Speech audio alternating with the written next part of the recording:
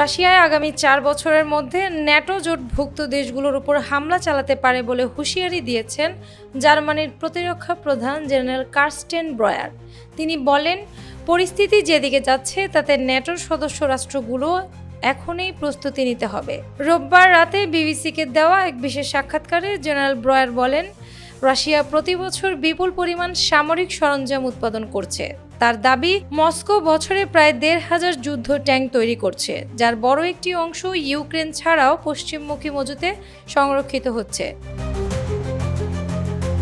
তিনি আরও জানান, ২০২৪ সালে রাশিয়া প্রায় ৪০,১৫২ মিলিমিটার কামানের গোলাবারুদ তৈরি করেছে, যেগুলোর সবই ইউক্রেনে ব্যবহৃত হয়নি। এই বিশাল সামরিক প্রস্তুতির পেছনে শুধু ইউক্রেন যুদ্ধ নয়, বরং সম্ভাব্য পশ্চিমা সংঘাতের ছায়া রয়েছে বলেই মনে করেছেন বিশেষজ্ঞরা। তাদের ধারণা, ২০২৯ সালের মধ্যে রাশিয়ার ন্যাটোর ব্যাল্টিক রাষ্ট্রগুলোর উপর হামলা চালাতে পারে। তবে ব্রয়ার সতর্ক করে বলেন, এটা বলা যাবে না যে হামলা ২০২৯ সালের আগে হবে না, তাই আমাদের আজই প্রস্তুত থাকতে হবে।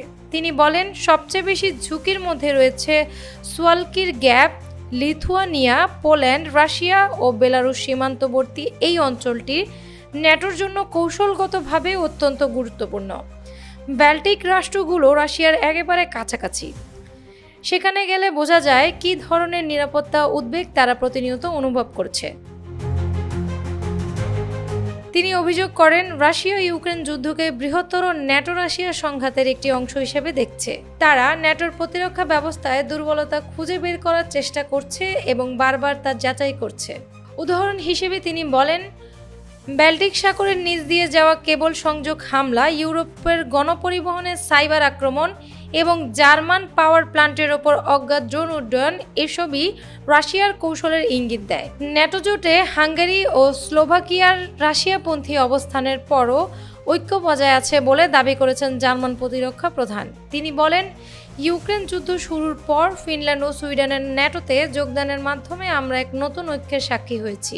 আমি আমার ৪০ বছরের সেনা জীবনে এমন ঐক্য আগে দেখিনি।